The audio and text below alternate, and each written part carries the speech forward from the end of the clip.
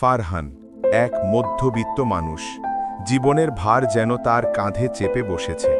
চাকরি নেই, পরিবারের দায়িত্ব পাহাড়ের মতো। প্রতিদিন সকালে সে ভাবে আজ কিছু একটা হবে, কিন্তু সূর্য ডোবে আগের মতোই নীরব হতাশায়। তবুও তার অন্তরে একটা বিশ্বাস জেগে থাকে, আল্লাহ কখনো তার বান্দাকে একা ফেলে দেন না। রাত গভীর, ঘরে সবার ঘুম, কিন্তু ফারহানের চোখে ঘুম নেই। সে চুপচাপ জায়নামাজে বসে কাঁদছে, তার কণ্ঠ কাঁপে। হে আল্লাহ, আমার জন্য দরজা খুলে দাও, আমি তোমার উপর ভরসা রাখছি। দোয়ার ফোঁটা মাটিতে পড়ে, আর আকাশে কোনো অদৃশ্য রহমতের পর্দা নড়ে ওঠে। পরদিন সকালে হঠাৎ খবর আসে যে কোম্পানিতে তার চাকরির আশা ছিল সেটি বন্ধ হয়ে গেছে। ফারহানের মনে হয় সব পথ বন্ধ হয়ে গেল, কিন্তু এই হারানো সুযোগই আসলে আল্লাহর এক পরীক্ষা ছিল, যা তাকে আরও ভালো কিছুর দিকে নিয়ে যাবে। সে জানত না। দিন যায়, মাস যায়, কোনো কাজ নেই, কিন্তু ফারহান তার নামাজ ও দোয়া ছাড়ে না। প্রতিদিন সকালে সে বলে, আল্লাহ আমার রিজিকের মালিক, আমি চেষ্টা করব, ফল তার হাতে। এই বিশ্বাসই তাকে ভেতর থেকে শক্ত করে রাখে। একদিন মসজিদে ফারহানের সঙ্গে দেখা হয় পুরনো এক বন্ধুর। বন্ধুটি জানতে পারে ফারহানের অবস্থা আর বলে, আমার ছোট ব্যবসায় একজন বিশ্বাসযোগ্য লোক দরকার। আল্লাহর ইচ্ছায় ফারহানের জীবনের দরজা খুলে যায় ঠিক তখন, যখন সে প্রায় ভেঙে পড়েছিল। আংশি ছোট ব্যবসায় মন প্রাণ ঢেলে কাজ করতে শুরু করে।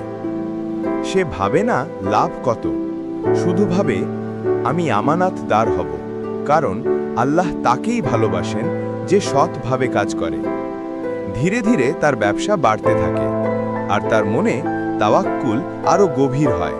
সেই ছোট ব্যবসায় মন প্রাণ ঢেলে কাজ করতে শুরু করে। সে ভাবে না লাভ কত, শুধু ভাবে আমি আমানতদার হব, কারণ আল্লাহ তাকেই ভালোবাসেন যে সৎভাবে কাজ করে। ধীরে ধীরে তার ব্যবসা বাড়তে থাকে, আর তার মনে তাওয়াক্কুল আরও গভীর হয়। 2 বছর পর ফারহানের দোকান এখন একটি সফল কোম্পানি। কিন্তু সে জানে এই সাফল্য তার নয়, এটা আল্লাহর রহমত।